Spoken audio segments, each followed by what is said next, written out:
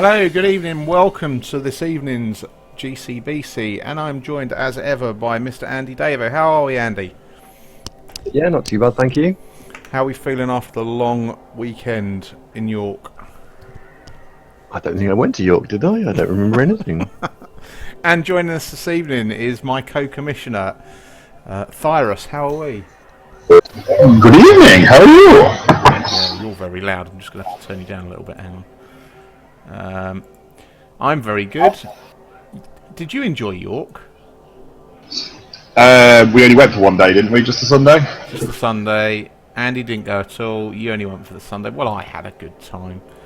We're going to be talking more about that later on. First and foremost, we're going to bring up this week's first offering. We're going to go and look at one of the playoff contending teams currently playing. Oh no, it's not. That's I'm completely lying. Completely lying. I'm confusing me York teams here. We're going to go and watch the end of Zufbar Asylum versus Bogan Half and Stanley, a human team that's doing jolly well this season in the hands of ex-Commissioner Waldorf. He's 2-0 up at the moment. They've been featured far too heavily, Gav. Well, Bogenhofen, we've only watched them once this season, and I figured it must be near the end of the game. So, whilst we're getting on with things, I thought we could just talk about it.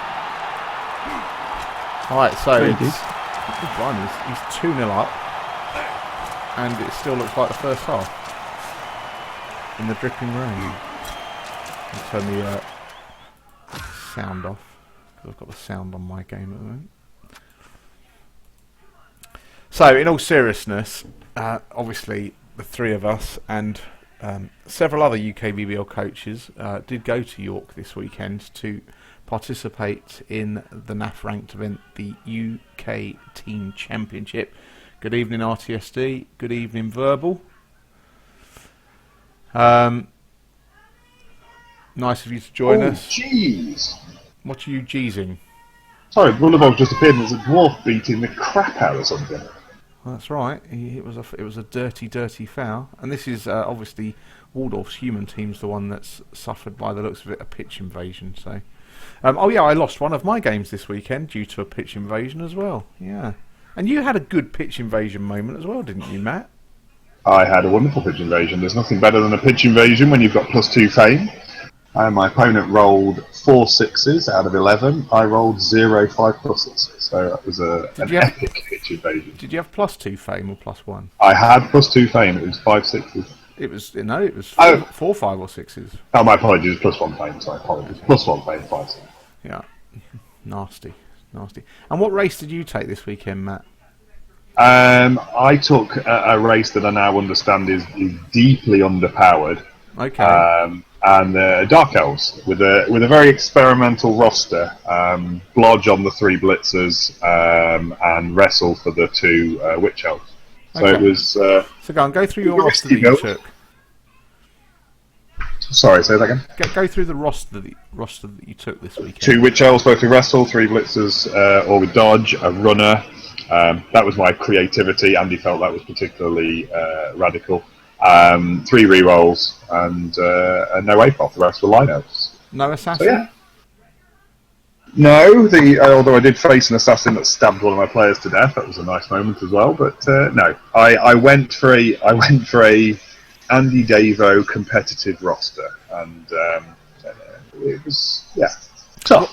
When you say Andy Davo competitive roster, where has he used that roster before, Andy? He guaranteed success after he used it at the Euro Bowl.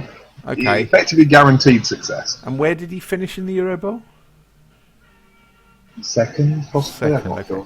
So, at the end of match day 1, how were you faring? At the end of the Saturday, how were you getting on with this? Well, I mean, let's just go quickly into match day 1, where I popped the ball clear and managed to get it to bounce onto a Saurus, who then caught it on a 6. I mean, that was the first game. I think that kind of pretty much laid out the framework for Saturday. After Saturday, I was a comfortable 0 wins, 0 draws, 3 losses. The most worrying part was that I wasn't particularly far behind you. No, and that's true, but you were playing Dark Elves, and I was with an Underworld race. We'll talk about my build momentarily. So, Andy, same as same question to you. Oh, Jesus. Are you not enjoying the brutalisation of the dwarfs here? Well, funny enough, having never watched Dwarves before, that is possibly the single greatest animation I think Cyanide have ever done. Well, The get out. beard, does that appear from nowhere, or are they holding it all the time? It's attached to their belt. Oh, it's attached to their belts. So they grab their I haven't played tankard. Dwarves yet in BB2, so that is beautiful. Nice. Andy, are you with us? Yes, I'm here. I'm still here. The best thing that happened to me this weekend is I actually went to the supermarket. It was great. I don't remember playing any Blood Bowl. I don't know what you two are talking about. Well, and if You're next weekend, isn't it? if you recall, Andy, you were sitting next to me from the start. Do you recall that? Yeah, that's true. Yeah, I was able to play on table 3 out of 4, which was fun. That's right. You sat next to me quite a lot, didn't you, Andy? Yeah, I think I did. I only got to the top table once. So okay, go on. That's the top table of our team. We were nowhere near the top table. Have you seen? No. Have you seen the final results, Andy? No. Mr. Fix. We finished 14th out of 29 teams. Oh, nice. And I bet we never played the top 13. That's impressive. We did well. We played the top 9 at least. Yeah, I think we definitely played someone that the team that finished 10th. That was our first game. They finished 10th. But yeah. So Andy, what race did you take? You can't evade it forever. What race did you take? I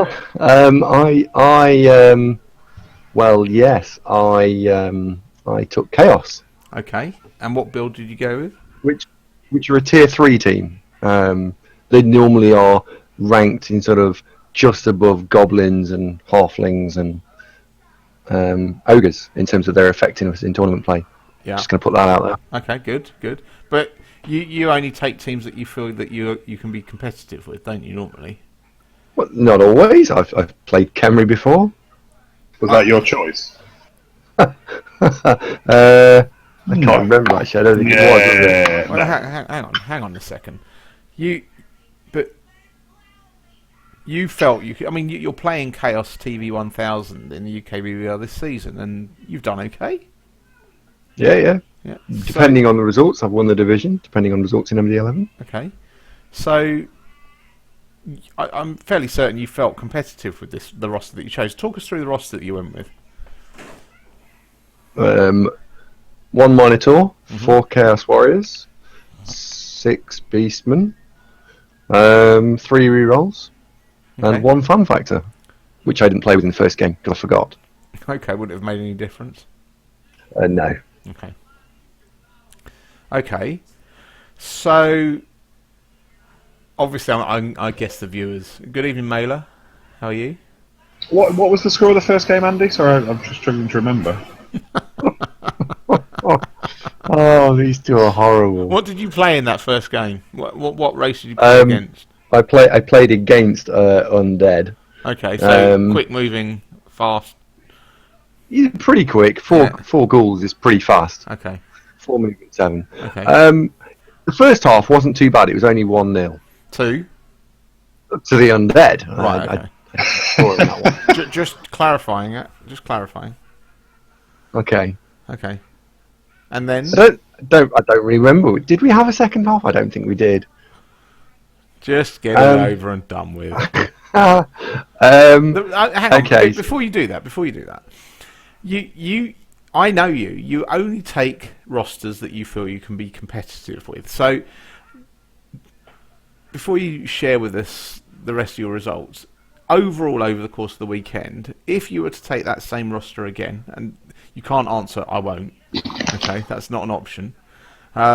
If you are to take that roster again, how would you change it? What was the fundamental problem with it, do you think? It only had 11 players. Right. No APOF. Okay. And you think taking the APOF would have been the difference? No, I would have dropped the fun factor, and I would have taken leader and an extra player. Okay. So I would have still had 3 rerolls, but I'd have had leader and 12 players. So what would you drop? wrestle. I would have dropped the wrestle beastman that I had. But how do you get the extra player in? How do you fit the extra player? Because you drop a reroll. Drop a reroll, 60k. 60. Yeah. And you just buy another beastman, which is 60k. Okay, yeah. And then you lose the fan factor?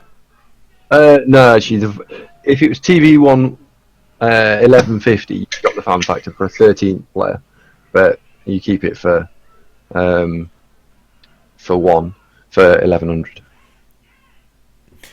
RTSD, in the rest of the skills, RTSD is asking if the Minotaur did it stand still during the game. No, he did actually die though. RTSD. I think he's referring, of course. I think he's referring, of course, to X Minotaur stand still. Obviously, there. Yeah. Okay, which we're covered still mourning. We're still in mourning. Okay. Yeah, this is a one-sided affair. We are going to come out of this in a moment. I thought it was going to be at the end of the. We'll watch this to half time. This is the last turn of the half, and then we'll flick to something else. Okay, so you wanted 12 players and an APOF. Is that what you would have done? No, you can. Well, 1100. Yeah. 1100, you can only do that. At 1300, sorry, 1150, I would just take 13 players. Okay, fine. Okay, interesting. And then, so you're not going to avoid it forever. You're 1-0 down at the half. What happened in the second half? How many players did you line up with for the second half? Okay, so I lined up with 9. Yeah. Versus a full undead 11. Yeah. Why are we allowing this filibustering of excuses and rubbish? Can we just get to the score? we can. We will get. I will now hop, skip, and jump through to the score. Just the score. So I set up. No. We have to. I have to quantify the score. So is it 2-0? First of all, it wasn't 3. It can't have been 3, surely. And there was probably an element of 3-0 in there as well. I mean, surely no one can lose to Undead 4-0. I mean, nobody. Oh no, it can be done. I'm not saying I'm not talk us through it. So, start the second half. It's 9 versus 11. We have then got. I get to have set up, receive, get to do some blocks. Maybe the Minotaur can take something out. Oh no, there's a blitz. It's gone deep, so the 4 ghouls run around the sides. And he pins most of my other players because he's got 9 versus 11. And so the only action really that's safe is to go and pick the ball up with a block, Chaos Warrior. So I run over to pick the ball up, roll 1, re-roll 2. Everyone else is pinned, so the 4 ghouls that are free knock over the Beastman and score. It's 2-0. Just before we continue any further, if you guys flick over to a different game now, we're now covering the match between Chaos versus Dark Elves, which is Grimm's Kingdom is the Chaos team. Can't remember the name. It's Bobby B. Tang's. Okay. The 2 of my favourite races. So it's 1-1 at the moment. It's turn 10 in the second half, and it's Sweltering Heat. Sweltering Heat has affected a mighty blow piling on Beastman. There is 1 Beastman in the Dead and Injured box, and there is 1 Dark Elf lineman in the Dead and Injured box. So it's in the balance. And it's the Chaos drive at the moment. So we're up to speed. So anyway, back to your match, your first match, Andy, and then we'll look at some of the tactics on display here before we go back to it later. So then we set up 2-0 down. That's a bit annoying. Still 9 versus 11, so it's not the end of the world. I'm just going to have to jump in here. If you're going to foul the Minotaur, which is completely valid, what you absolutely need to be doing is you need to have stood up that player that he's going to stand up just above the Minotaur, so you don't give the Minotaur +1 armor value. But oh well. So we set up for the third drive. 2-0 down. Maybe we can score quickly, and we can try and turn this around and get to 2-2. It's possible. Kick-off table, blitz. Brilliant. That's all right. We can get the ball safe. It's fine. We gotta go and pick the ball up. No, we don't manage to pick the ball up. 1, reroll 2, and it is literally a carbon copy of exactly what happened in the second one. So we go 3-0 down. So I then decide we're going to try and salvage some pride. I've not lost 3-0 at tabletop before. Still haven't. Still haven't. Something you still haven't. Oh! So I go for a score. Minotaur gets hit, knocked out, and we go and try and throw the ball because passing chaos is a thing apparently. It is a thing. And it's a thing that doesn't work. It's the thing that works if you take Lewd Grip Whip Arm, but yeah. We drop the ball, and a ghoul snaffles off with it and scores, and it's 4-0. So game 1, tournament in tatters, and I'm 1-0 down. But I've lost my first game, and we lost 4-0. And the weekend got better from there, really. We'll come back to the team event. We're just going to look at this match at the moment. So, as you can see, we've just been covering what Andy was pertaining to there. Is moments ago there was a loner Dark Elf standing here next to this Chaos Warrior, and the guy that fouled was also standing next to the Chaos Warrior. Now, obviously, he would have been taking... there he is. We're seeing it now. There you go. That is the foul. He's just fouled him again. If you foul from here, this Chaos Warrior adds armour. It's -1 to the foul result. And he's just rolled a 4. And he needed a 5+. There you go. Yeah, had he actually cancelled the Chaos Warrior's assist, he would have actually broken armour there. Yep.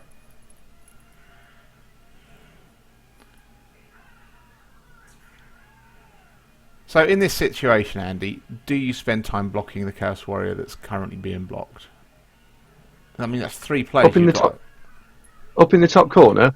In this particular scenario, yes, I would hit it, but only because you're isolating it away from the pack. Chaos will struggle if you blitz into like the back corner of the cage, and they haven't got 11 players to try and deal with it. So if fouling the Minotaur is fine, and knocking over if you knock over the Chaos Warrior, it keeps it out of the game. But at a moment's notice, you need to be prepared to take those players and put them back in and play properly. Okay.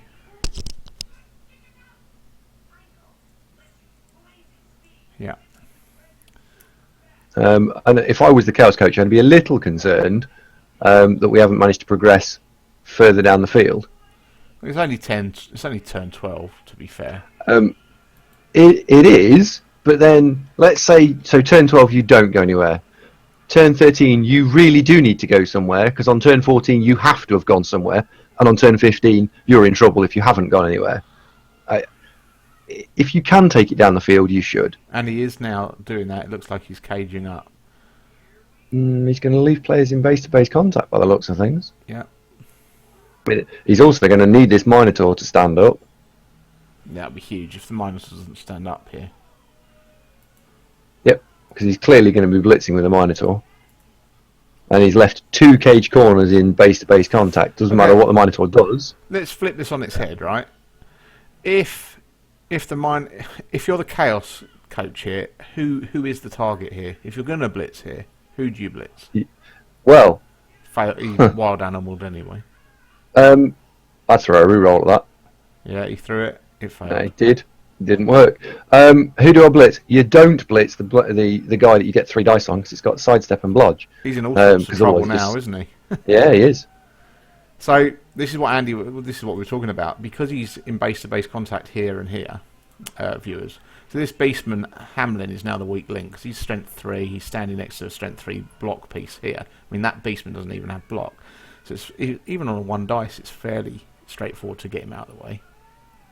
Yeah, well, I'd take 2 dice, because I would take one of the loners that's lying down and provide the second assist for the dodge lineman to hit the Chaos Warrior. I wouldn't have stood where he stood him, though, because he's now in the way.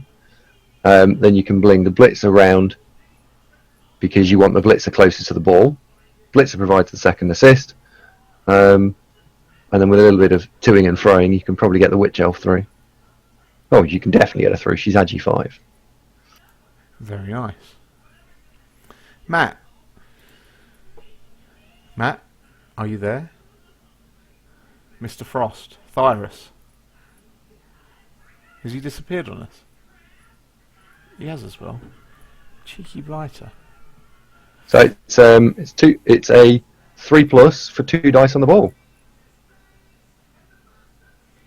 So I think you need to move the 2 loners back that are around the Minotaur first.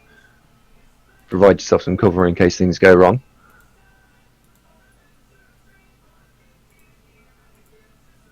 Which he's doing. He's only doing it because he can get blocks.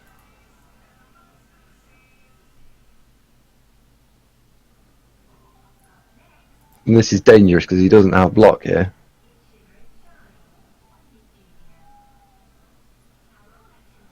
So the problem he's now got, obviously, is that if he doesn't knock this beastman down, then he's going to be frenzying in, and it's going to be 2 dice and the Chaos Guy chooses. Yep. So you've got an interesting decision to make. Okay. If you don't knock it down, It works. do you throw the reroll at the first She's block? caught the ball as well. Or do you... You're a little This is ahead the of me. kind of bullshit that I didn't see this weekend. Oh, you're back? As per the stream, Alex decided that she'd put the washing machine on to finish just around now. But the spin cycle was enjoyable. Oh, okay. Does that mean your lucky pants are getting washed right now? No, already washed. Nice. She can't stand there. She's got to make at least one go for it. I'd go for it up the field. Oh no, I wouldn't. There's a chaos warrior there. I missed the so the all the elves at the bottom were moved to obviously cover if that didn't work, but obviously now they were in no position to then move and help. Yeah. Yeah. Oh, reroll burnt. So That was, for me, that's the worst thing you should possibly have done. I'd have thrown the block at the witch elf with the chaos warrior that's free, because then you've got the reroll for the first action of your turn, and you base the rest of your turn on what actually then happened. it's a go for it, isn't it? I suppose. But yeah, I mean, the problem he's got now is because it doesn't make much difference, I suppose. I mean, even if he manages to get the witch elf down here, what's he gonna do? How do you make this safe? You can't. The flip side is that it is in the Dark Elves' own. Oh, there's the reroll. Yeah. So this looks like a dark elf. And that is why you don't throw all the other blocks first. It's the same reason why things like, if you can score on turn 8 and you don't have to roll any dice, you don't throw a million blocks first, because you might need the reroll. What if you're handing off to the right elf? Yes, General rule of thumb is, the general rule of thumb, and it might well cost me a playoff place as well. The general rule of thumb is you should always score with the minimum amount of dice. I'm going for the right elf that made that I lost to Stu again, however many seasons ago that was. Leave it in Knuckles' hands. This weekend at the York team tournament, the UKBBL did come away with 2 trophies. We were very, very excited about that. Speaking of Stu DDJ there, Stu DDJ actually scored the most touchdowns all weekend and picked up a very nice little trophy. And Ably helped by the Goblin coach who he beat 6-1. yeah, it was admittedly that, but you can only beat what's put in front of you. Absolutely. Like everybody that beat Andy. So, well, there was I only lost 2 games, and one of the 2 games that I won was against a previous NAF champion. So it was all right. It's a good player. Is that the NAF Isle of Man Championship? It was Guernsey, I think.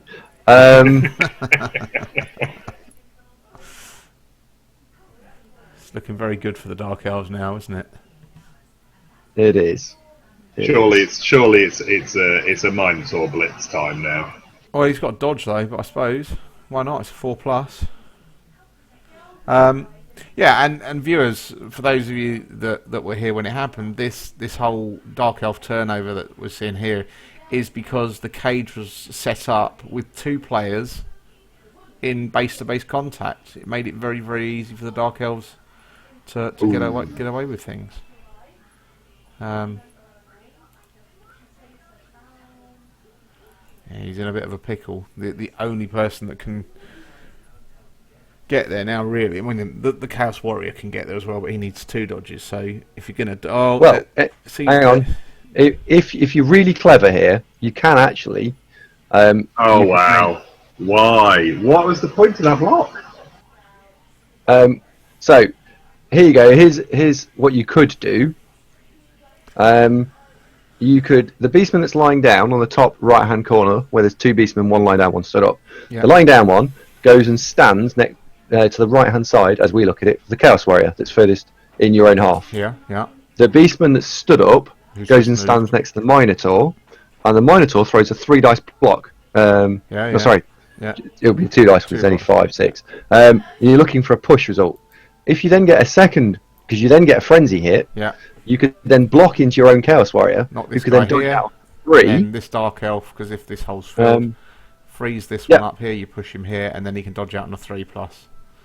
Yep. Yeah. Oh! He went wild. He went wild. Well, and again, that means that's two turns in a row that we've seen the Chaos coach here throwing dice that aren't going to help him get the ball back, that he's lost rerolls on. Double skulls last turn, double skulls this turn. This is unless the Dark Elves do things properly out of sequence, you should be fine here. Witch Elf runs forward, and then you can then move the covering pieces. The Chaos are now relying on a double 1, and then powers on the Witch Elf.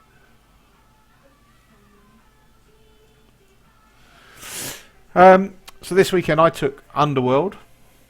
Oh, what we were talking about the trophies that UKBBL. I did mention 2. We've got armor break here on a beastman. We have already spoken about Stu DDJ's most touchdowns scored. The second trophy that the UKBBL picked up was Charlie Banks successfully defending his Stunty Cup title. Now, admittedly, last year he was the only Stunty team that played, but this year... Well, there was a 300% increase in entrants for the Stunty Cup. There were 3... So my understanding is there were 2 Goblin teams, and Charlie took his Ogres again. As Charlie was looking for... Redemption, that's the word I was looking for. Redemption from last year's dreadful display where Charlie won the Stunty Cup with 0 wins, 1 draw and 5 losses. And to be fair, both Thyrus and I at the end of day 1 still had a chance of equaling that record. That was my greatest concern. I know. I'd picked up the draw, but Thyrus was still on a goose egg in that W in the draw columns at that stage. I was, as we said at the time, we tried to go behind the drag curve, lose the first game, but we just went too deep, like the dwarves. That's what she said. But anyway, it's a family show. Yeah, sorry, viewers. So yeah, Charlie did manage to pick up a victory this weekend with his Ogres, which he did. I did feel the tournament organisers had taken pity on him and then offered up another stunty team for his Ogres to hit. Yes. So Ogres versus Goblins, it was always going to end well for him.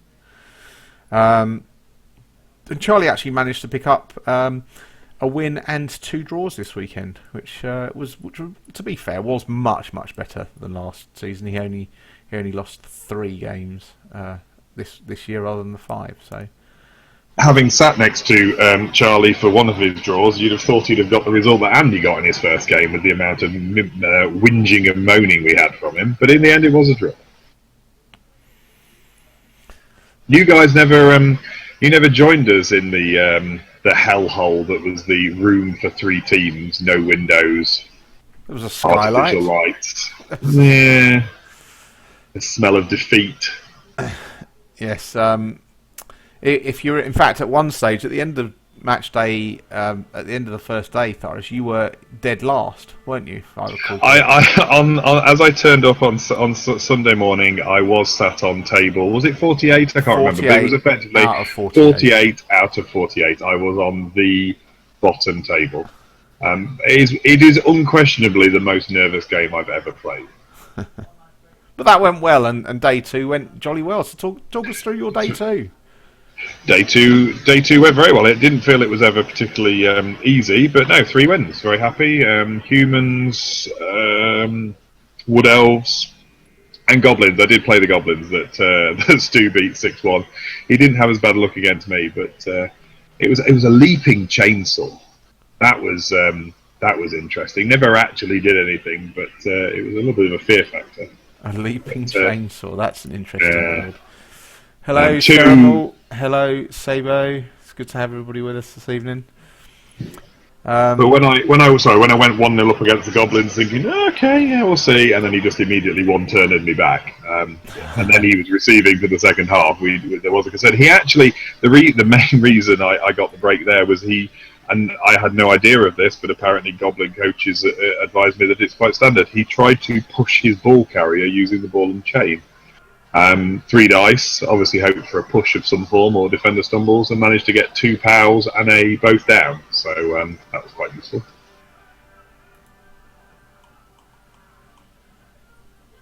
Oh, look, I've never noticed the altar at the end of the pitch before. Quick snap. The Dark Elves have just scored. It is turn 16. Let's see if the Chaos team can come up with a one-turner. I suspect not. But Nope. Nice of you to bring up one-turners, Tharis, because it gives me a chance to talk about my one-turner from this weekend. I genuinely haven't heard it. I genuinely haven't heard this story. I just heard that you told everyone else about 12 times. It was ridiculous. So I took Underworld. I took the 6 Underworld Skaven. I took the Underworld Troll. I took Glart Smashrib Jr., who is a movement 7, strength 4, block Juggernaut Claw Storm Vermin star player. And we'll talk about him in a moment in a little bit more detail. Oh, piling How on. would you say that you described yourself with Underworld? Competent and competitive. Competitive, I think, was the thing. How did you feel on that Saturday night with no wins? Dreadful. Absolutely dreadful. And actually gutted. And the 4th match didn't help because I lost the 4th match as well. Oh God, where's the ball gone? It's turn 16 anyway. So it's Well, I know, but still. Absolutely dreadful. But, you know, look at this sweltering heat that's just decimated the Chaos team as well. Brilliant.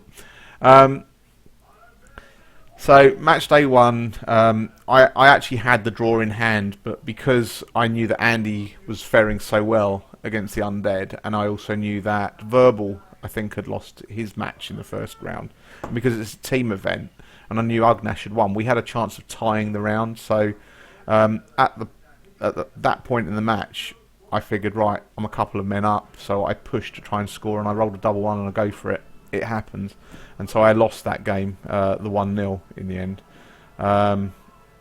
which was a shame. I can't even remember the second game, but then the third game, I was playing a guy who only started playing Blood Bowl 18 months ago or so, and I had absolutely atrocious dice throughout the whole of the game, and we're gonna. Because that game's just finished, we're just going to bring up another game.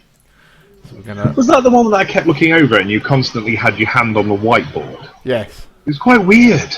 Yes. What was that all? It was almost as if you were drunk and you were using that to kind of steady yourself. Well, I was trying to not lose it with the dice at this stage. This was the 3rd game of the day where... in fact, I do remember what happened in the second game now. Now we talk about it. The first game I lost the 1-0 because of the go for it that fell over. The second game I lost 2-1, and at the end of the first half I actually did a throw teammate, and all of the dice worked, and it was ridiculous that I actually had to roll a whole bucket full of dice, and a goblin got all the way through with the ball in hand, with his dodge skill intact, and it was a 3+ to score the one turner at the end of the first half. And he rolled a 2, reroll 1, and fell over, which prevented the 2-2 that I could have got in that match. I ended up with the 2. I lost that one 2-1 as well because I chose to score early in the second half. So that was frustrating as well. So I was getting it was just a dice roll here, a dice roll there in all of my games, which was massively, massively frustrating. It was only match day 4 that I was completely out of it. The two other games, it came down to 1 dice roll with a reroll intact as well. So percentage-wise, things were in my favour in match day 1 and 2, which I did lose them both. But then I got all of that luck back in match day 3, because on the last turn of the third match. So my opponent, dice failing all over the place. I tried to hand off to my extra arms Skaven thrower. He fumbled it. My opponent turned me over at 1-1. This was. He then ground out. He was playing Orcs. And he ground out and he walked it in on turn 16. And he went and shook my hand and he went, "Thanks very much for the game." And I went, "Oh, but I've got my turn left." He went, "Yeah, I know." He says, "I've got a 1 turn attempt." He went, "Oh, I didn't even consider that. Okay, let's set up." So he set up with a usual 1 turn attempt. He also had a kick piece as well, frustratingly. So he had the kick piece, set up his players. I set up my players. I still had enough players at this stage, which was nice. And he did the kick-off, scattered the ball, and it scattered 1 square out of range. And he went, "Oh, unlucky." I went, "Well, hang on, let's just process everything." He rolls the kick-off table, and it's a brilliant coaching, and I had fame, and I got a re-roll. I was like, "Yeah, I got a re-roll for this." He went, "Yeah, but the ball's out of range." I said, "No, we've got to do the bounce." And it bounced in the direction that I needed it to bounce. I then managed to pick the ball up with a Skaven thrower, 2 go for it to get to the goblin, past the animosity roll. The goblin caught it, was able to activate the troll. The troll then passed his always hungry roll. He then rolled the 3+ he needed for the throw in the goblin. The goblin scattered in the right direction, and he managed to dodge through and score the touchdown. It was quite ridiculous. I needed it. Oh, and I had to use my dodge skill on the goblin in this event, and then I had to roll an extra. I failed one of the go for it's to score, but I had the reroll from the brilliant coaching. So many things happened for me to score. The ball had to bounce in the right direction. The brilliant coaching hadn't happened, I wouldn't have scored. It was like that tournament that Andy won by beating Barmy with a 1 turn attempt with Roxana, with the ball bouncing off the pitch. So many things had to happen. The percentage chances of me scoring that 1 turn touchdown again, it was just ridiculous. But that meant I went home on the first day actually more positive than I think I would have otherwise been. So yeah, all in 1 turn. It was horrific, the whole of that first day. And I think the mood in the UKBBL camp back at the pub on Saturday night was... How do we phrase it, Matt? What's the word? It was pretty subdued. I think when we were counting up the number of wins across, what would it have been? 8 players, 24 games. Had we won 4? Yeah, it was pretty bad, wasn't it? But I do feel that while we were chatting, but we genuinely felt, we looked around and went, Charlie aside, I think we've done all right in terms of the way we've played. I just don't think we were getting the breaks, and that was the reality of it. There's always some mistakes made, but you look back, the Saurus grabbing it on a bloody 6, rolling the double 1 at the worst time. I mean, it's effectively we all felt pretty crap, but at the same time there was that hope that we would be able to bring it back on the next day, particularly when you're like me on the bottom table. Then there's a reasonable chance you might win a few games, and that's the way it panned out. Ultimately, our last 3 games for our team, certainly, and I think for yours as well, to an extent, you are going to be playing some of the lesser skilled opponents, and I think we ultimately did all right. The match that we're viewing now is your bats, Paul B. Razor versus Javrel's Tlaxland Tanks. Both fairly decent, competent coaches. It's an Orc Lizard match. If Andy and Matt, if you want to come into that live, it's currently on.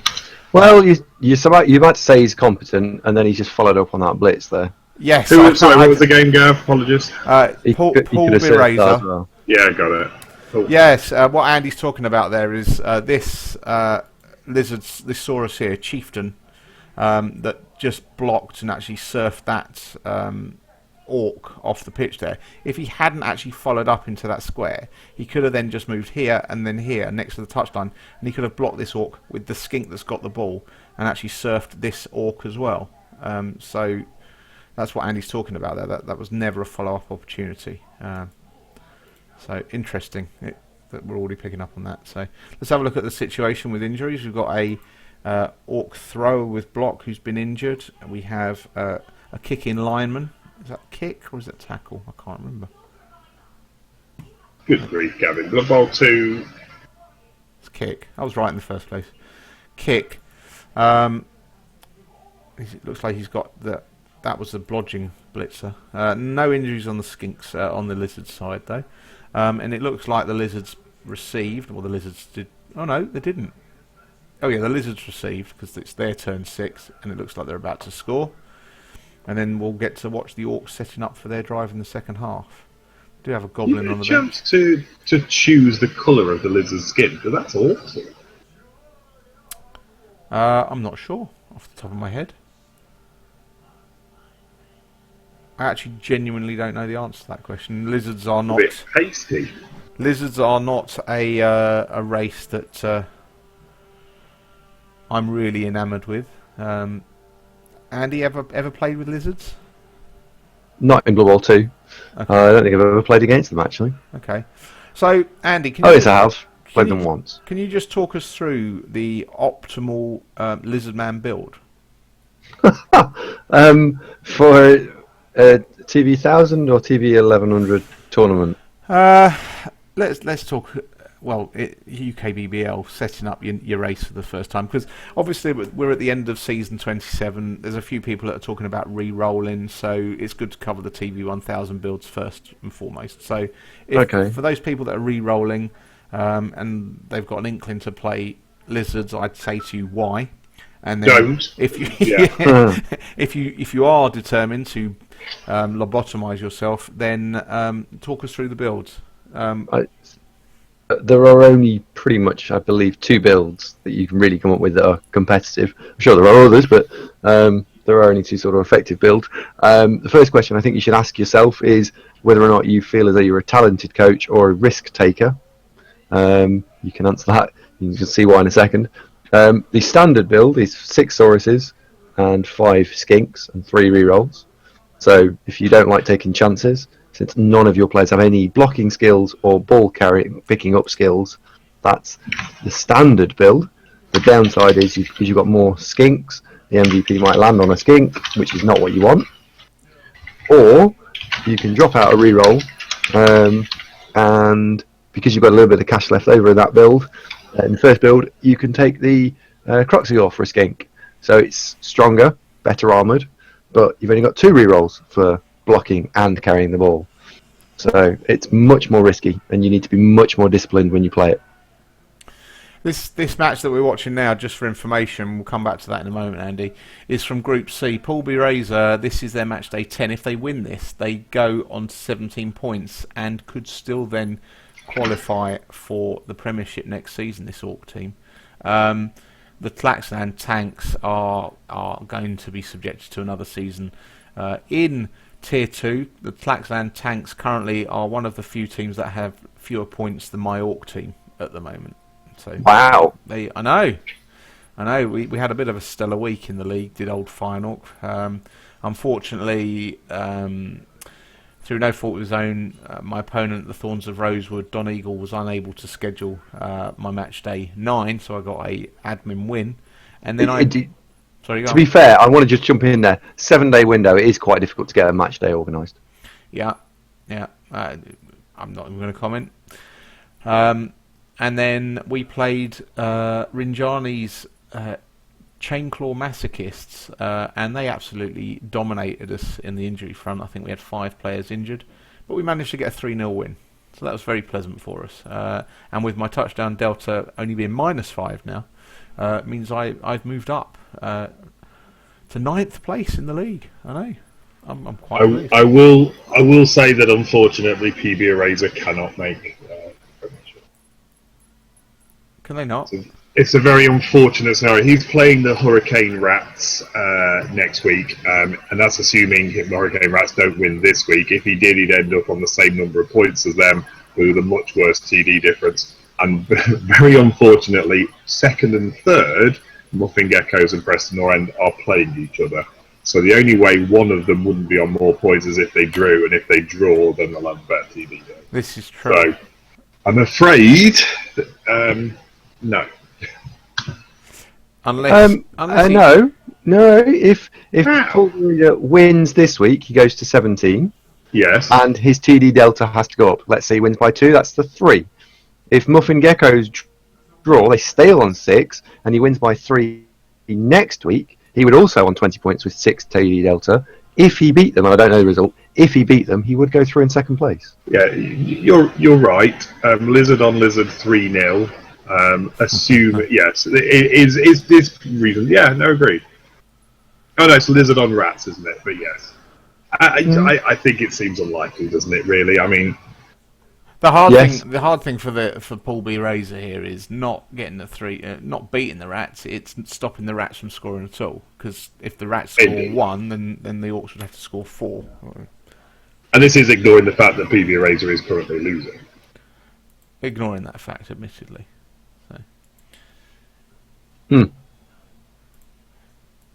Just a minor point on the on the Lizard setup. If you quickly just flick to having skill selected, Gav, you'll notice that the Lizardman coach has taken the unusual step of putting his best players on the line of scrimmage. For one turn. Hmm. Who would you have put on the line of scrimmage here? Crocs and 2 unskilled Saurus. Yeah, of which he has. Okay, yeah. I certainly wouldn't have put my best Saurus, best in inverted commas, who's the Mighty Blow block. Yeah. I mean, it is carrying an injury, but even so, it's the only one with 2 skills. Yeah. No, I agree. I agree. Especially when all you're doing here is giving your opponent a free round of punching. Yeah. Oh, there was a question in the chat there. Here's a question. What do you not skill up Saurus with block at level 2? This comes a little bit back to the question around roster building. If you are trying to get these Sauruses to level up a little bit faster, the only other skill that I think is worth taking at 6-star player points is Mighty Blow. I don't think it's a good idea to take it. No, on Saurus. What about break tackle? No, they need to hit things. A lower team value in our league that we're playing at now, hitting things is probably the best way of doing it.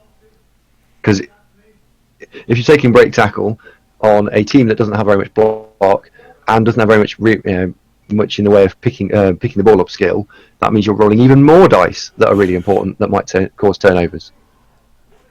Now I have to ask. I suppose the Orcs are trying to score, aren't they? Still. Yeah, with 1 guy in scoring range. Why is the Goblin picking the ball up in this instance? I don't think he's got a thrower. Yeah, no, I understand that because the thrower's knocked out. That's the problem. Oh. Yeah, no, in fact, the thrower's been badly hurt. He's up here injured, so that's where the thrower is. But surely the Goblin's the guy that you want downfield because he's got the stunty dodge. So either they have to blitz him, or they have to blitz him really because he's the most effective scoring threat, I think, on an Orc team. It was a good defensive setup for the Lizards here, having the Saurus right across the board here. Oh dear, there he goes, he's fallen over.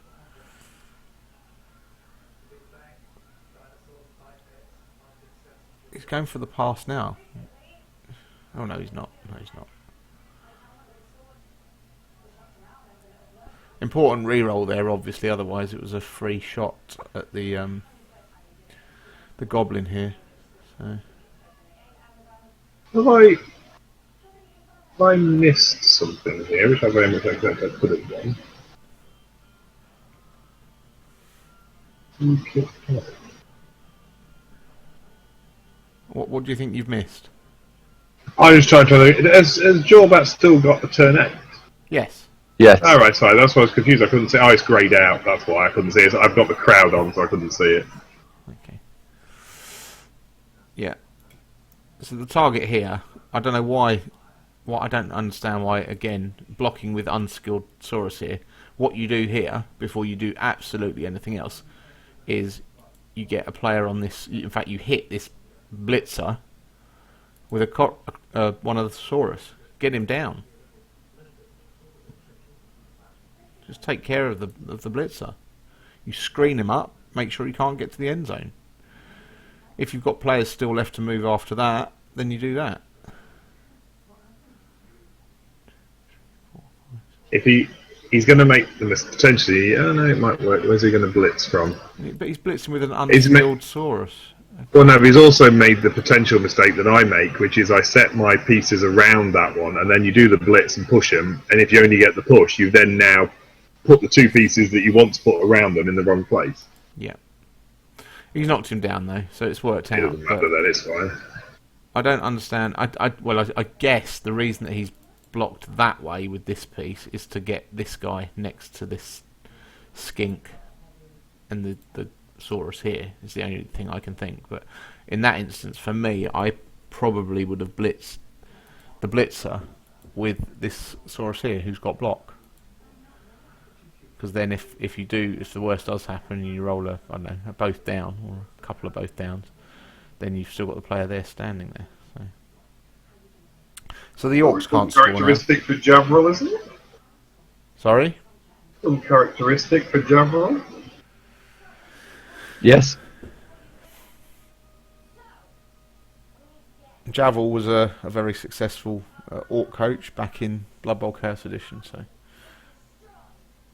But yes, I suppose he can foul, as Noamtu says there. He can foul the blitzer now. And that is a pretty decent blitzer. A movement 7 piece is always nice.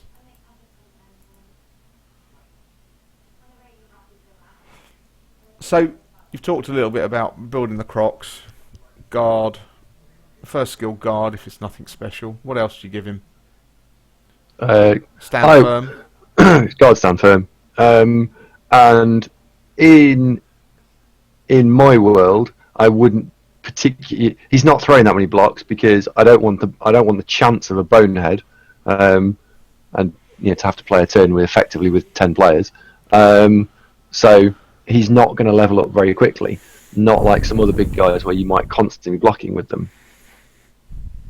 No, I like the combination. The only thing that kind of lends itself a little bit to break tackle is having the mobility of that prehensile tail, which that's the only thing that I can think of to put in an argument for break tackle. The issue with break tackle, so you've got to roll you've got to roll a 2+ to go bonehead. Then you've got to roll a 2+ for break tackle. You roll, so that's 2. It's like making a double go for it every turn, and you can't use a reroll. And if you fail the second one, it's turnover. Yeah, no, I understand that. But I have seen it. I have seen it done with effect. So, I mean, I'm not saying you do it every turn. It's a luxury skill, I suppose. But there you go. Okay, so Saurus development, obviously block. Second skill, Saurus, or do you mighty blow? I've actually written it in chat. Someone was talking, and while you guys were talking, I wrote it out in chat. So just sort of quick synopsis would be that my first 3 Sauruses that level up take block. The next 3 that level up take mighty blow.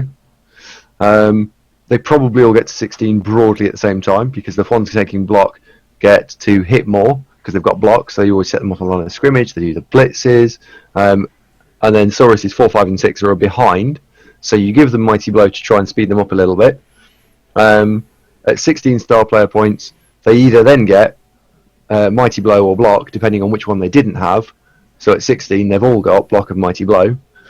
and then I would start specialising them at 31 star player points. Okay, so first one to get to 31 star player points, say they've all got Guard Mighty Blow, did you say? No, block a Mighty Blow. Block Mighty Blow. So first one to get to 31? You've probably got to take tackle, because by the time you've got a Saurus to 31 star player points, blodging things are going to start becoming a problem. Okay. But I've played with that. I've played with that tackle for a while. It's fine. You were moaning about it at the weekend. No, I moan about not having enough pieces on the board. I heard you say, "Oh, great," and I've got no tackle on at least 3 occasions. Oh, that was I had to play Amazons. Amazons aren't in this. That was a specialised game. The only issues where you might come unstuck if you're playing goblins all the time, or Amazons, but you should be okay. Okay, so I assume then you take tackle, and young Nathan's just made a point actually talking about the break tackle on the Crocs again there, in the chat. He's saying that actually, if it's the last, I guess the argument again for break tackle is, if you're playing a competent coach, they are going to try and mark the Croxagore with a 40k piece, a zombie or a rotter. Well, yes, they are, but this is where you don't. If you've got 7 strength 4 pieces on the field, and they should all be fairly close together, you normally can easily chain block your way out if that's what you need to do. Yes, there'll be some races where that's a little bit more difficult, maybe playing against orcs, for example, where you're facing a wall of guard. Yeah. But you should be able to block your way out nearly all the time. And if you know you're going to have to block your way out, your Crocs shouldn't just be stood all on its own. There should be a Saurus or 2 to help get him out again. Yeah, okay. So, going back to the Saurus development, I assume you give tackle to the first 2 Saurus that get to 31? I would probably rotate them a little bit. So at 31, the first one gets tackle. Yeah. The second one, you probably are going to take. I would take break tackle. The third one will take guard. The fourth one, then take another tackle, then another break tackle, and then another guard. And then once you're getting to that point, you are looking more and trying to develop the roster around what does the actual team need at that point. So, are you in a division with lots and lots of dodge? Therefore, do you actually need to go tackle as your first 2 skills? Or is it really bash heavy, in which case guard will be the skill that you want to take? Or maybe even grab. So you've got positioning it. You need to look at what you're playing against. Okay. And then finally, the little guys. Development on skinks, assuming you don't roll any doubles and you don't roll anything sexy. I'd quite happily have a couple of sidestep and diving tackle skinks. I'm fine with that. But carrying 4 or 5 skilled skinks is actually waste of team value, especially in this game where you've got access to a number of good star players. You would be quite happy. I would be quite happy playing uphill with team value, and then trying to get to the point where you get to induce Silly Billy, who is another Saurus. Or the other guy. Is it which one is it? The Hemlock's available as well. Yeah. Skink star player now. Young Nathan's just said, so I would use 2 to 3 players to free up the Crocs. Lol, rather than just having break tackle instead of sound firm. Yes, I would, because the Crocs shouldn't be having to dodge and then make go for it or whatever. You're talking about moving him 3 or 4 squares. Well, in that case, you should have all your players sort of in a line of 7, so they were already stood next to him anyway. What's the Crocs doing 5 squares away from everybody else? I think I do agree with young Nathan. I personally like the break tackle. I understand the arguments why it's not optimal, but certainly there are times where certainly playing against, especially with high elves, having that Croxagore suddenly appear with his prehensile tail did actually win a game or two. So, Hemlock. Odd. Just final word on that. Odd that no one puts break tackle on a Minotaur or a Snow Troll or anything like that at all. Same principle, different piece. Yes. Or on a Beast of Nurgle.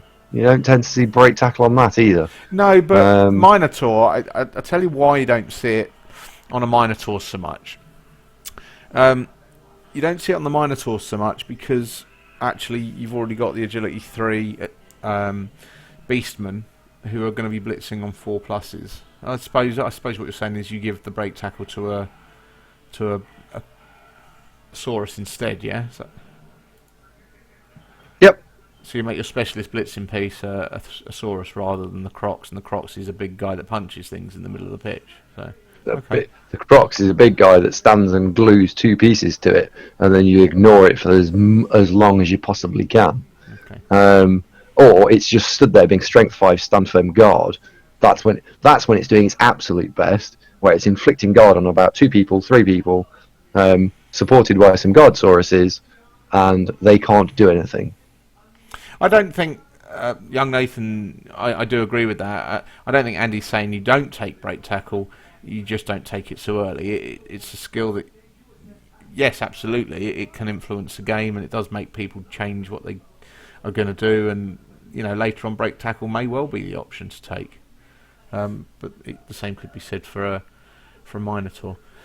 And the good thing is that everyone's agreed on the skinks. Realistically, sidestep, dive and tackle, and then anyone that gets 31 without anything more exciting than that, you sack them off and replace them. Okay, and to be fair, now that Blood Bowl 2 does have Hemlock in it, who is a block, dodge, jump up, sidestepping skink, who also has stab to boot, it makes him a viable ball carrier as well. If you're playing inducements low, and he's only 170, so very cost effective. So, okay, too many Orc teams out there without a troll. Look at this now. How's that goblin going to get through? I don't know. I don't understand why Orc teams don't play with a troll. I think they're actually integral in Orc teams.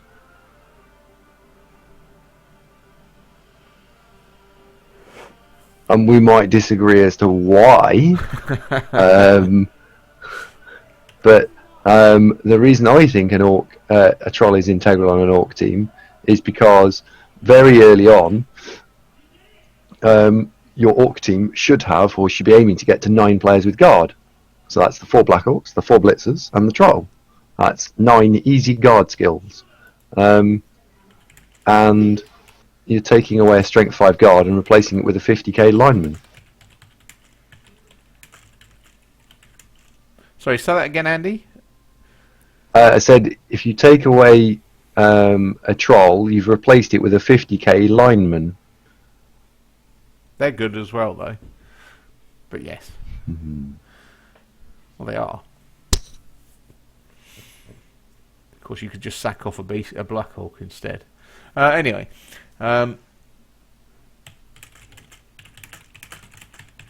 Yes, young Nathan, the transfer market will be open at the end of the season. The T-Boy, Mr. Schaefer, is actually working on the guide for that at the moment. So. No, just as one thing though, there will be no, you probably mentioned this before, but any re-rolling team, any quitting team will have to have left the league before it's open. So there will be no fire sales of players. Really? I think that's long term we might look at it, because the fluff in terms of a particularly good star player, as in a skilled player, but at this early stage we don't see effectively that just feeds into this element of the teams that have got the races that have got more teams are going to get a bit of a bonus. So effectively, unless they are staying in the league, they're not going to be allowed to be sold. I personally actually suspect that the player market will be a massive red herring, and I agree. I predict we won't see more than 5 players sold or traded.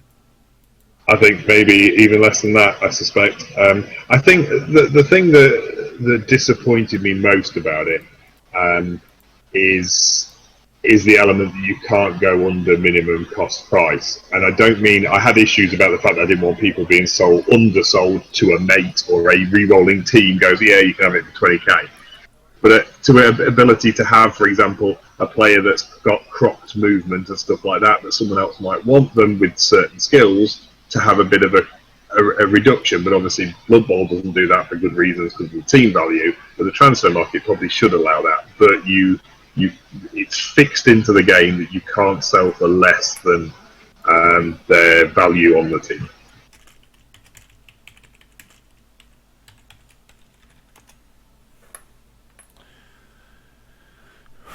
Ceremony nearly gave away that change to the rule book there in the non-disclosure agreement there in the chat there. Tyrus, did you see? Oh dear. I'm out of interest. I assumed, I mean, maybe wrongly, but I assumed he was going to go.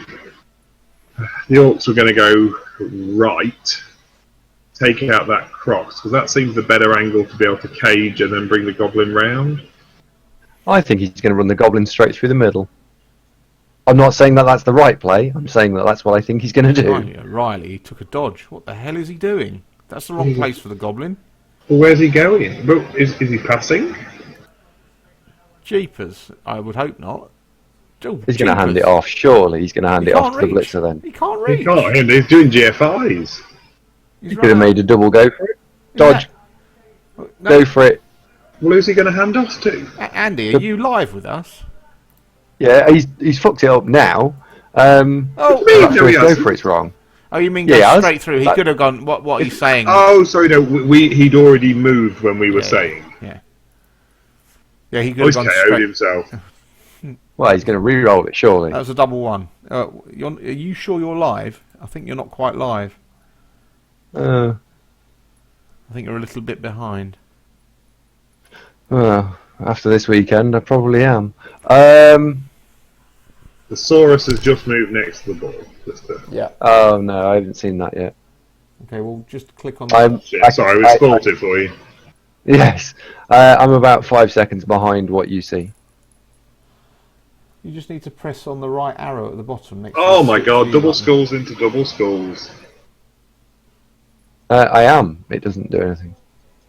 Oh, okay. You're just 5 seconds behind. Okay, well, I'll just pause for 5 seconds.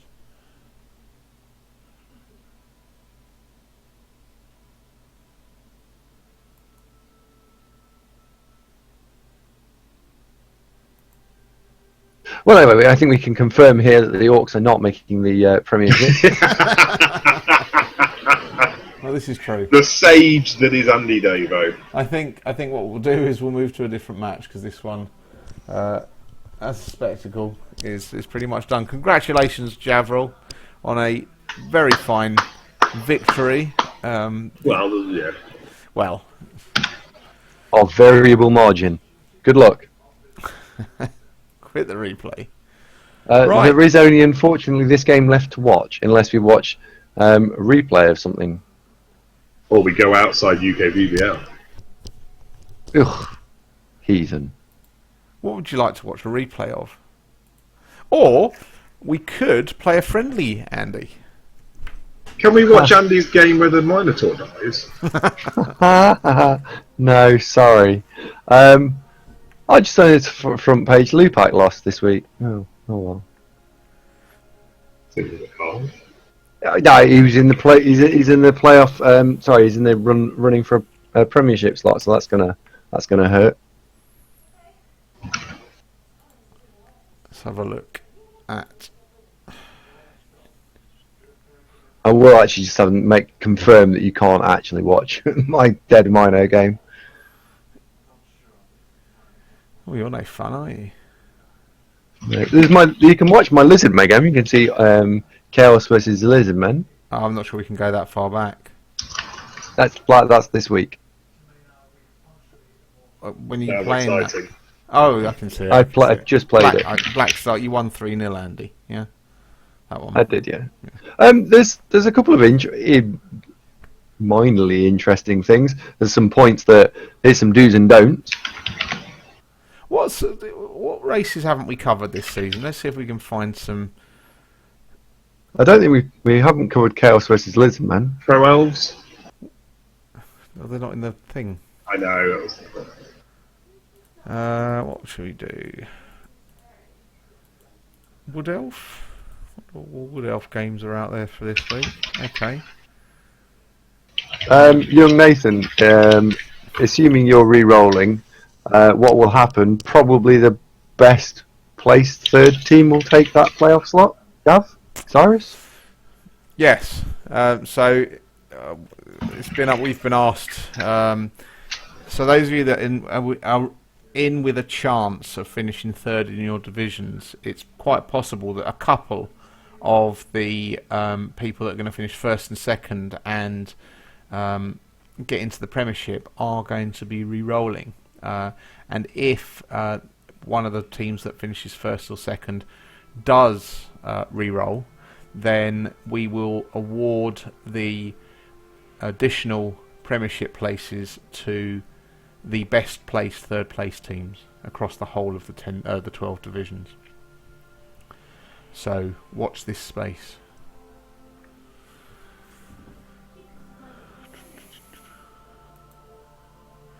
So we could watch Wood Elves versus Humans, Wood Elves versus Dwarves. I wonder if there's any. We haven't seen Bretonians much, have we, this season? No. Dark Elves? We haven't seen much Dark Elf action this season either. If only we had a fairly decent. Oh, here we go. How about a Dark Elf affair? Okay, so. Mirrors are only slightly an issue because. You can't tell. Okay, can't tell. Sorry. I'll come out of that one again. Waldorf, we watched it until you had it in the bag, so. Wood Elf Dwarves, let's watch that one. So, let me just come out of this one again. What are we watching? Hang on a second, I'm just going to find it again. I just need to come out. I've gone into a... What, is it Wood Elf Dwarf, just so I can set the filters? Yeah. So it's Wood Elves at home, Dwarves away. Locomotive Blackfire versus Forest Elves. That's the one. Okay. I was only suggesting one of mine because I know there's a couple of things in that game I can comment on. Wood Elf Dwarf.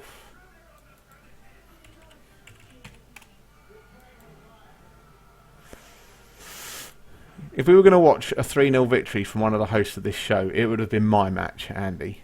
But there you go. Locomotive Blackfire is loading up.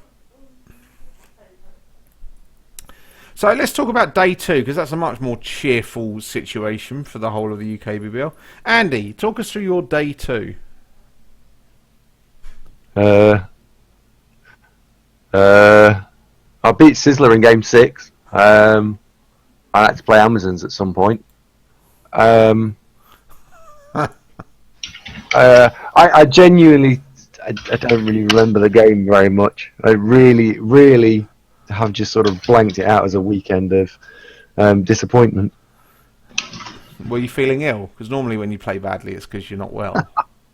No, I was fine this weekend. I really would have liked the opportunity to play the roster slightly and play test it and fix the holes in it.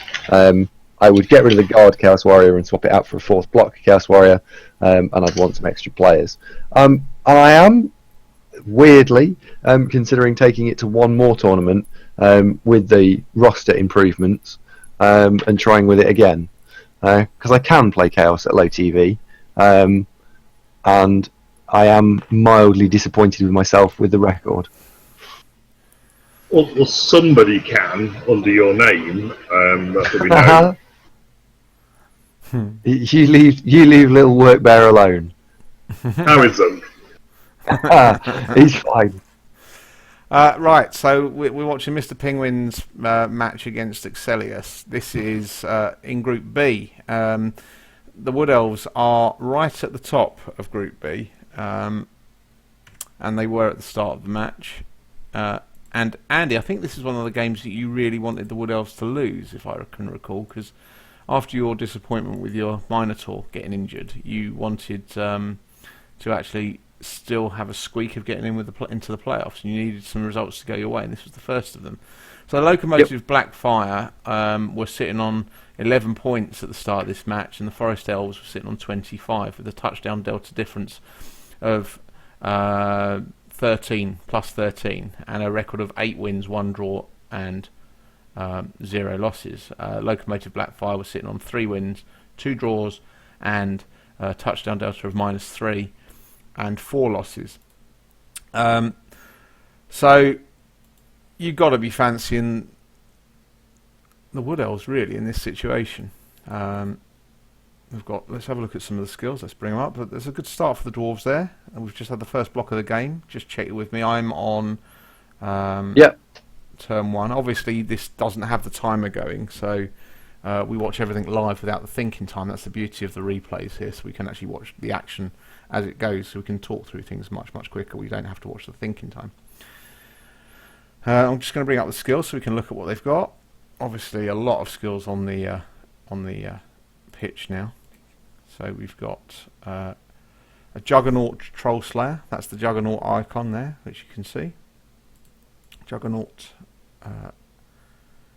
and Mighty Blow for this Troll Slayer. This one here. So he's looking a little bit tasty. So standard, I mean, Dwarves are one of the teams that you can take all 6 of the positional players, plus Boomer Esiason. There's Boomer Esiason is playing here as well.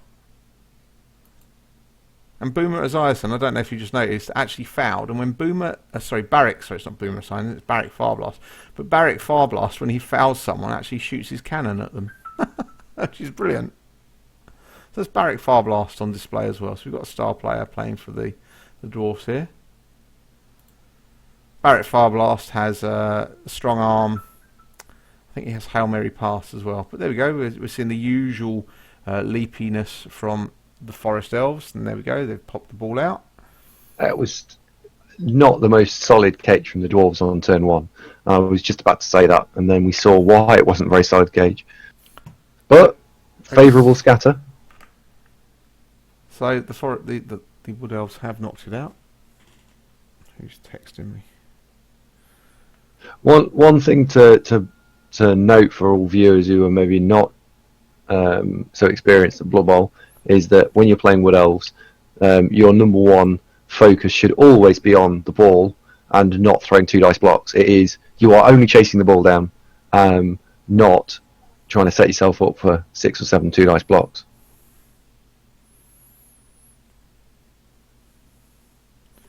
Thyros, you still there? Yeah. Oh, you are. So talk us through your second day of the UKB, the team championship. There was not a lot to say. It was an extremely tense affair. It was just constantly panicking that I wasn't going to get a win. And then when I got the win, whether I was going to be able to do anything to make it respectable. The human coach who I played wasn't overly good, but he didn't do anything particularly wrong other than allowing me to surf his blitzers, or one of them certainly, and then another one a little bit later on, so that was quite useful. Oh Jesus, that's not very cool. Second game was against Goblins, so it got a bit tight, but it was alright. And then my final game was against Wood Elves, but it was a coach he just went for it all the time. He blitzed on the starting kickoff, blitzed, and then leapt out of the resulting blitz to then go and run down the pitch, 3+ dodges everywhere. He just took massive risks all the time, and he just played the numbers. Eventually it kind of catches up with him, and it did. So it was an enjoyable second day. We all hit the wall of 5 games. Normally at a UKBBL tournament, that's it, we're done. But no, there's another game.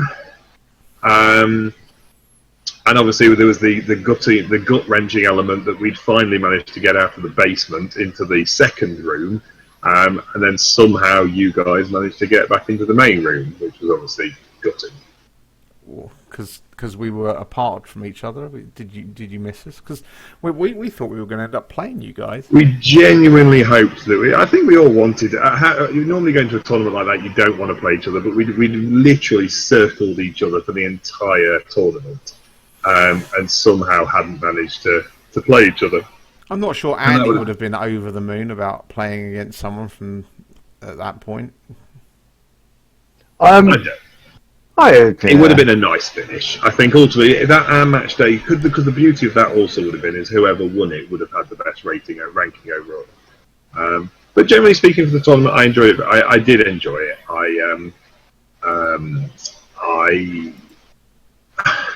The 6 games is a bit rough. I obviously didn't enjoy the first day as much, but it's a good opportunity to catch up with a few other coaches. It's a good, well organised tournament. I will be going again next year. We'll have to see whether we can maybe even get 3 teams. But it was good, and particularly even to the point where we turned around on the A1 to go back north again to cut across the M1 so we could find a KFC. It was a committed road trip. It's good. Yeah. So the East UKBBL team finished on 31 points with 33 touchdowns scored in our favour, 31 conceded. We got 47 casualties and 41 against. We finished in 14th place out of 29, which was very pleasing. And the West UKBBL West finished on 28 points with 36 touchdowns for, 33 against. Most of that was down to Stu. Stu got 16 of those on his own. This is a 4-man team. And 45 casualties for and 48 against. But that's not surprising when you've got a dozen or so snotlings playing for your team. Charlie finished with a record of 1, 2, 3. 1 win, 2 draws and 3 losses. I was next worst. I was the only young underworld coach at the team event, and I got 2 wins, 1 draw and 3 losses. So second day was much better. I did lose the 4th game. I do like that animation with Barrett Farblas actually shooting his bazooka at the player on the floor. But then I won match day 5 and match day 6. I beat Vampires in 6, and High Elves. I beat High Elves with my Underworld team, which is actually quite nice, actually. In number 5, so it was jolly good. So, but I would like to see us take a 3rd team if we possibly can to the team event next year. Landian is looking at putting together a stunty team. He wants to take his minion team, which may give Charlie an out for taking his ogres once again. So that would have to be. I was trying to work it out today. Obviously, you've got the 3 stunties straight out the box. You've got the goblins, halflings, and the ogres, and then you've got a choice of 2 teams that do qualify for the stunty tournament. You can either take on. He's got his lineman surf there. I don't know if you noticed that. Oh my god, it's the triplets again. The triplet? Oh yeah, the triplets, yes.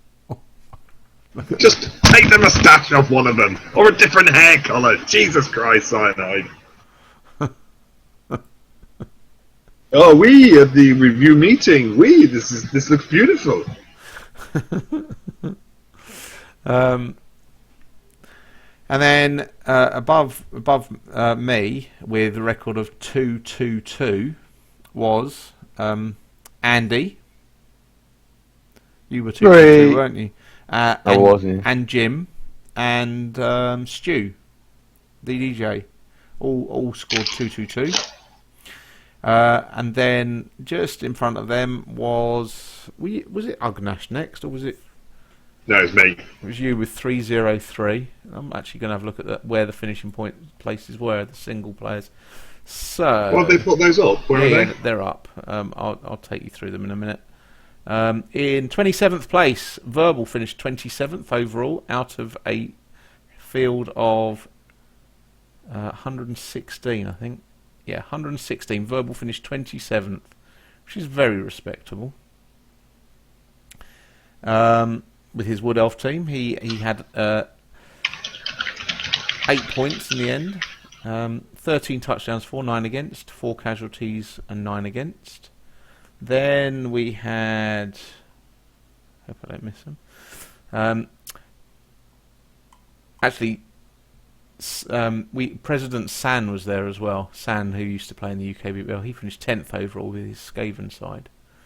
Just for everyone's note. Right. Verbal's 27th. Ugnash finished 44th overall with 7 points. He scored 6 and conceded 6. He won casualties 15-4. So that was Ugnash. It was 2 points for a win. Doug Lowe finished on 6 points as well. 8 touchdowns for. Doug wasn't playing for UKBBL. He was playing for Waterbolt. Traitor. And traitor. Jimbo Deeney. I don't think we invited him, to be fair. Jimbo Deeney. He finished in 55th place. Jim did in his first. I think great respect to Jim. To be fair, he didn't even drink that much, but ultimately, a guy who was blatantly suffering from that level of hangover on day one deserves some credit for keeping it together on a 1-1-1 for the Saturday. So obviously, in just the way that the points are scored, you only get 2 points for a win and 2 points for a draw. So in this tournament format, so Jimbo finished 55th with 6 points, 6 touchdowns for, 7 against, and 11 casualties, 7 against. Then after Jimbo was Andy Davo in 63rd place, 63rd. Right. 6 points, 7 touchdowns for, 8 against. You got 19 casualties, Andy. Wow, the winning casualty record was 20, so I knew I was close. You missed out by 1. 15 against, though, and that was your problem. You took too many casualties. Bottom line. Yes. Then in Stuart DDJ finished 72nd. And top scorer in touchdowns. He got 6 points, 16 touchdowns for, 11 against. You took as many casualties as Stuart DDJ did, Andy.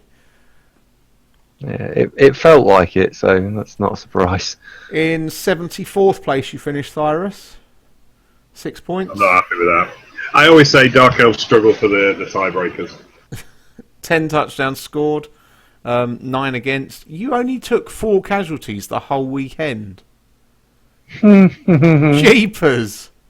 That's ridiculous. It's the build. It doesn't take much damage. He shouldn't really. And I also did play. I played Goblins, Wood Elves, a pretty light human team.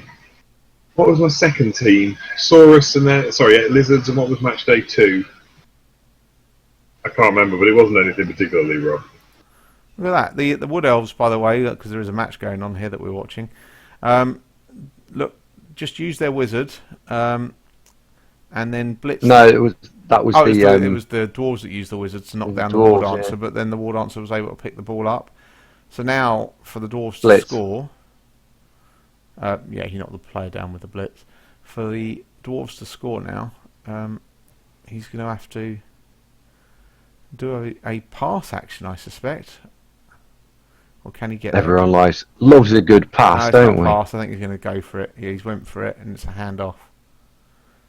Yay, he caught it. Dwarf touchdown. Yay, there he goes. So that was 1-0, and that was with serve. So sorry, Thyrus, you explained how you only took 4 casualties. It is a reasonably good build for that. I didn't meet any particularly bashy teams. I didn't do many casualties either, though. Okay. So Thyrus finished in 74th place. Then we go down to me. I finished in 89th with my Underworld, with a whole host of... In fact, Thyrus, you were the lowest placed 6-point team with the tiebreakers. And I Yeah, think, that's the problem with Dark Elf. yeah.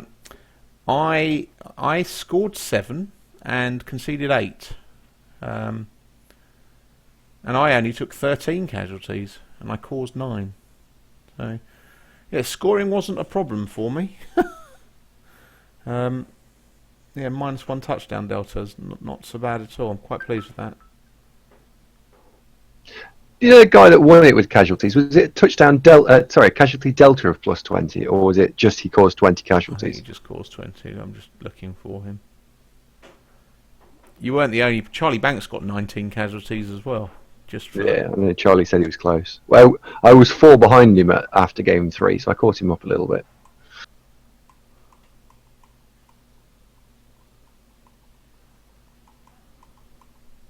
Yeah, it was 20. The Orc team that won it, 20 casualties caused, 6 against. So You can't turn grab off, can you? In Cyanide's version of this. not yet. Well, he's put the tree in the wrong place then, surely.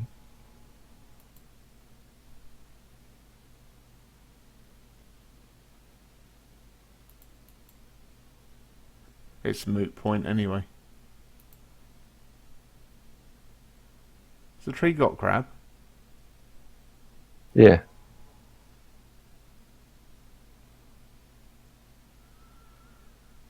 Because your first move is normally you take a line of scrimmage player and grab it backwards, and so you can save the blitz. So you've actually got yourself 2 ways of doing it. But you messed it up. Well, it didn't matter because the first dice roll was a knockdown anyway. So. This is true.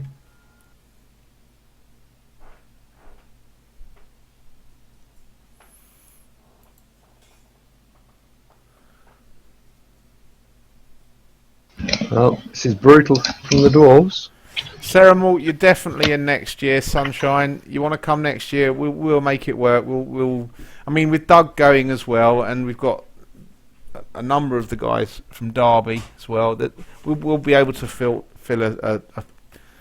a third team at least. Because I know Brother Kane wanted to come this year as well, which with the numbers available. Get your names down early and make sure you confirm to whoever's organising it that you're coming. Really. I'm glad he's not watching. Let's not even talk about it. But yeah, definitely. Going to do that. Just have a look at this Treeman.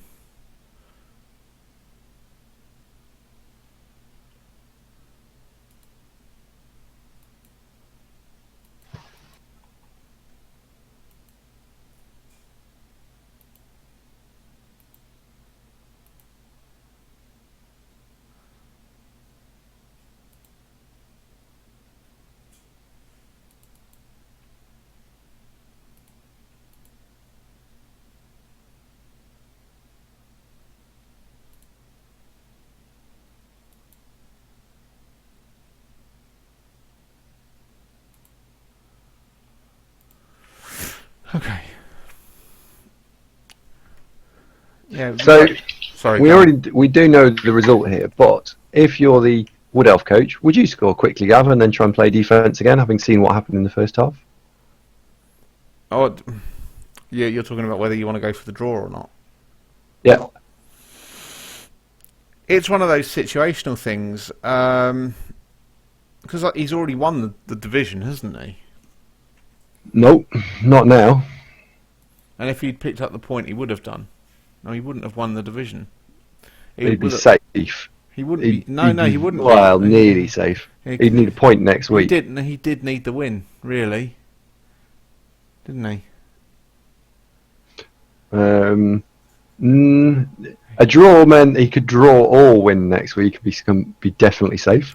Yeah, but to be on 26. Because I think isn't the Templehof Reapers are so close to him, and the Cheltonian Caesars in this group. If he's going to qualify for the playoffs, he's got to win this. So yes, I think if you're really hell bent on winning the UKBBL playoffs this season, then yeah, I'd be going for the win here. and trying to score quickly.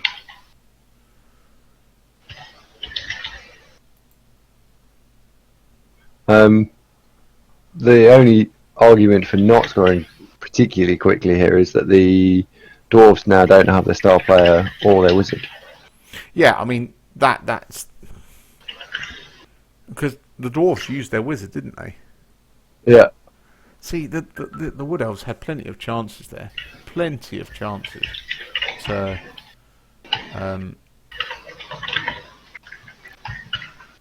pop the. Well, they did pop the ball free on 2 different occasions. They just didn't have anyone in place to actually take advantage of it. So it is a bit of a tricky situation. But yeah, I would be scoring early here and going for it. And I'm still saying that, given that this weekend that cost me points. But there we go. He's run it in. So that's the 1-1 2-turn score. Did he score with the right elf? He scored with a catcher. I don't think he cares. Ugh.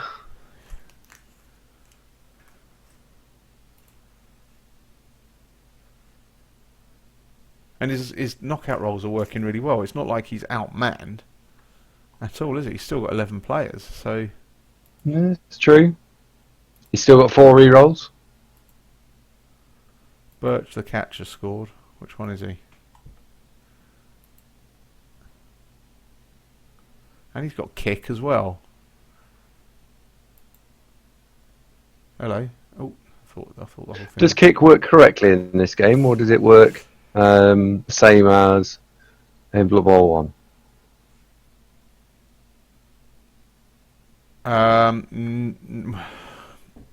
No, it's the same as in Blood Bowl 1 at the moment.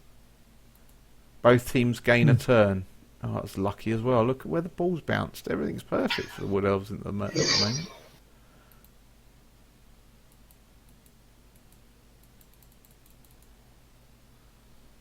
Well, that's unfortunate. He's had a player KO'd now. No, in your eyes, Andy, that was not the right elf to have scored. He's now on 20 star player points. That elf. In fact, lineman number 3, number 2, number 3, whichever he is, has got 13 star player points and just dodged. So he would have been the right elf to score with. Which turn are you on at the moment? I'm about 10 seconds ahead of you. Okay, I'll catch up. Or you can pause yours. I'll pause mine. In fact, just move on to turn 10. Okay. Just move on to the Wood Elves turn 10. This is the start of the Wood Elves turn 10, look. As if by magic. See, I'm liking this position that the Wood Elves are finding them in here.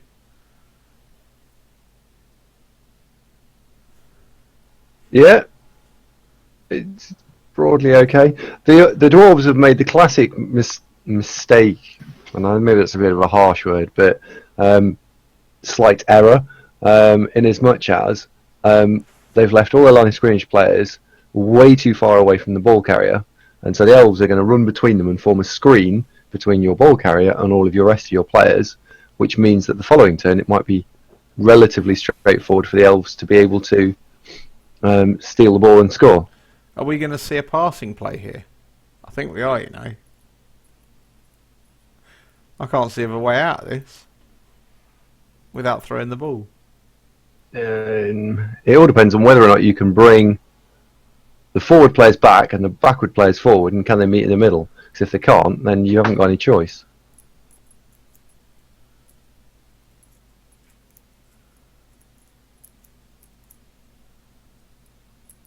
I like using the star player. Wow. We just had a misclick from the Dwarves. Cheeky 5+ dodge for no reason, which he, with a reroll, made. But he's now not going to reroll. Must be a legendary pass then. Told you, Andy. Yesterday, if you believe that the dice are going to work for you.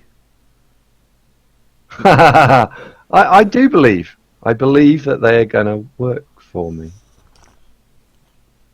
You didn't even say you passed twice over the weekend, from what I recall. I did. It didn't work on either occasion.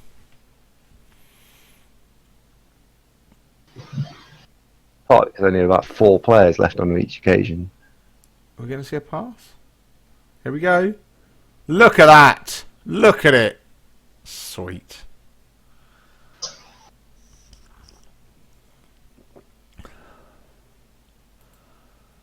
Wow.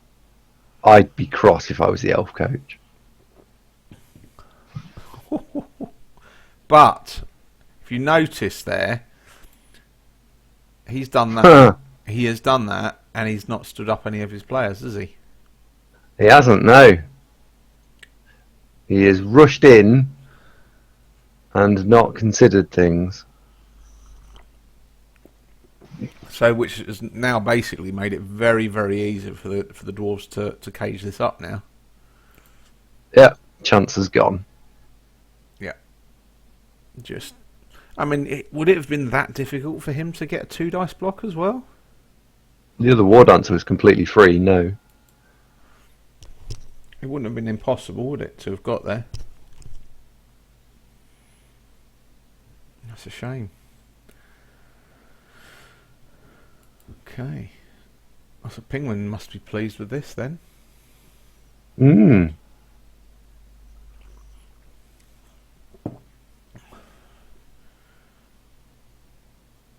And have to tune in everyone next week to we can discuss the people who are in the playoffs and their relative strengths and weaknesses.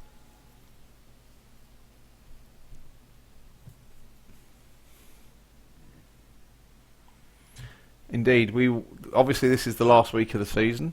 Oh, we've just had a sense. Second to last week of the season. There is still match day 11.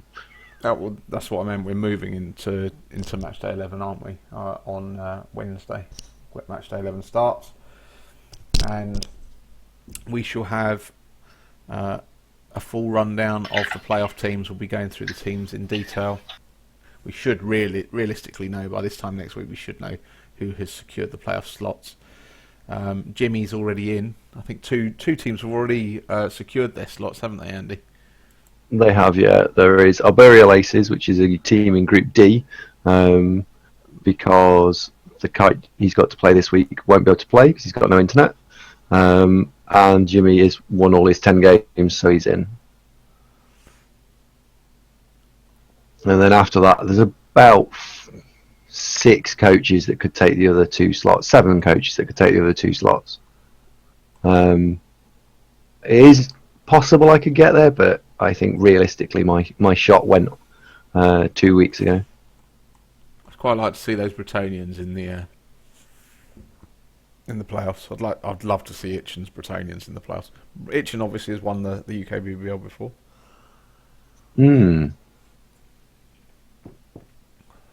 The game I'd be most interested to watch overall would be to watch Forest Elves in Group B, which is this team, or watch the other Wood Elf team play against Jimmy. So I'd like to see that. And that will come a little bit down to whether or not Team Fantastic can break enough Wood Elf armour early on, or whether the Wood Elves survive the onslaught and score. Yeah, the plan will be to run some specials to catch the playoff matches if we possibly can. So we can catch those lives and hopefully we can have you joining us for that. So yeah, if I'm not part of it, I'll be part of it. So I think we've seen how this game has gone. It's the last few turns now. Tree's now rooted.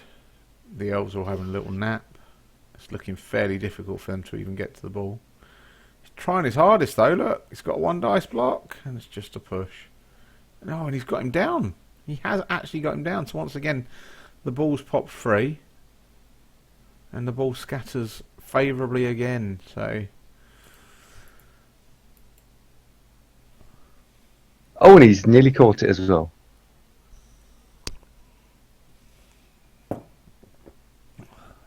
you're a wee bit behind us. I'm going to pause for a moment.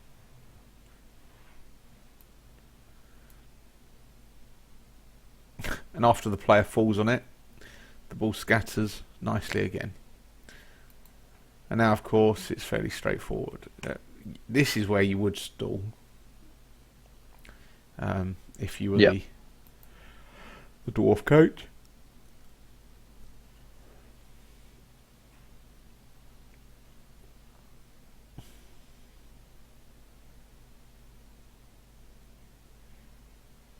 Again, though, there are players still lying down here who weren't injured. They've just been left Or lying on the floor. based. It's all about being based, isn't it? Like, it's not necessarily a great idea to stand all the Wood Elf players up if you're all in base-to-base contact, but anyone who is not in base-to-base contact, who is lying down, that's the first thing you should do, is you should stand them up, because you should have an idea of how you want the turn to progress in your mind before you do anything. Yeah.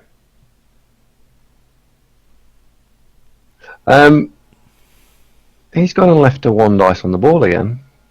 Yeah, he's got a skull, though. Wow. And then it'd just be 4 plus, 2 plus, 3 plus to pick it up. Not inconceivable odds.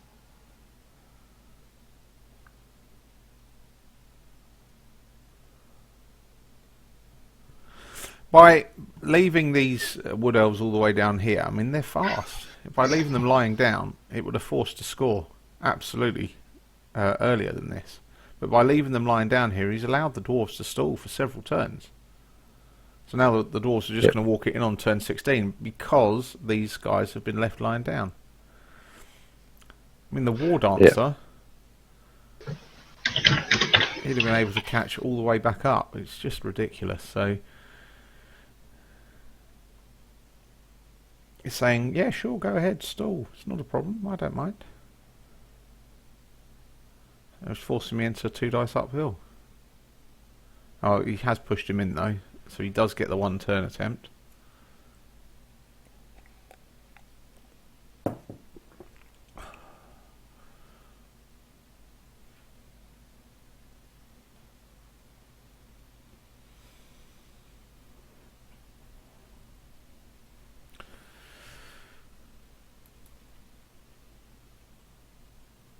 Well, thanks very much, everybody, for joining us this week. Thank you, Thyrus. Are you still there? I am indeed. Thank you very much for joining us. No problem at all. Thanks, Andy, for your comments as always. We'll pick this up next week. You're welcome. We'll have a very, very clear idea of, or a much clearer idea of who's in the playoffs next week. We're just going to watch this 1 turn attempt, and then we'll be closing out the credits. Obviously, we have got the next tournament that's coming up is the last week of March. Andy, are you bringing your Chaos team to that tournament?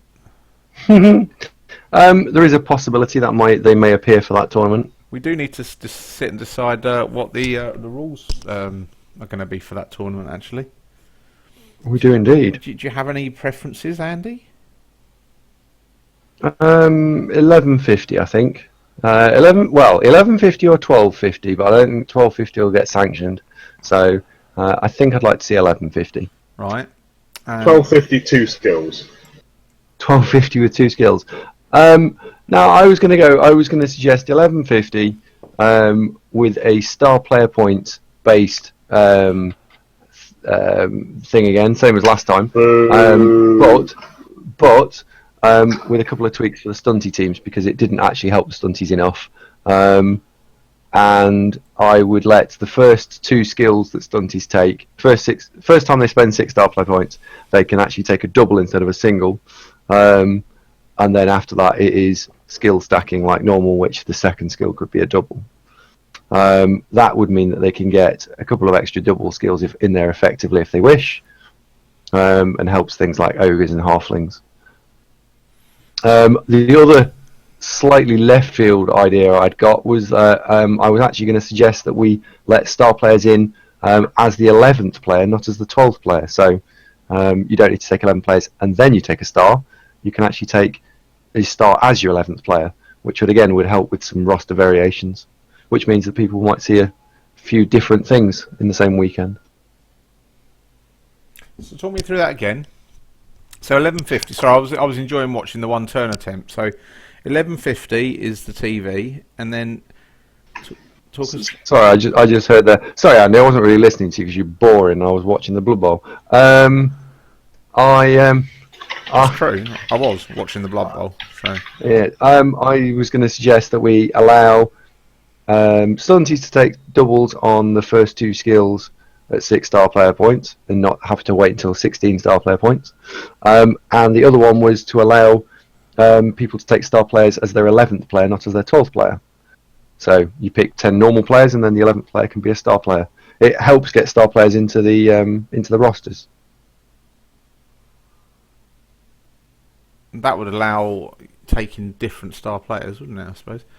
It would, yeah. So some of the slightly, you would see more of the slightly more expensive star players, but I mean, you could even then potentially leave it at 1100 and allow that. But I think 1150 and that, we would see a massive variation on star players, I think. And you would see some rosters at sort of 12, 13 and 14, and you might see a few rosters at 11. So you could play the same race a couple of times and you would see different variations. Okay. Which would make a more interesting weekend. Pop all of that up on the tabletop committee thread. That'd be great.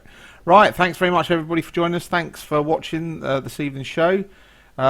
Same time next week, and we'll be picking up the progression of into the UKBBL season 27 playoffs. Thanks very much everybody. Rolling the credits. Thank you.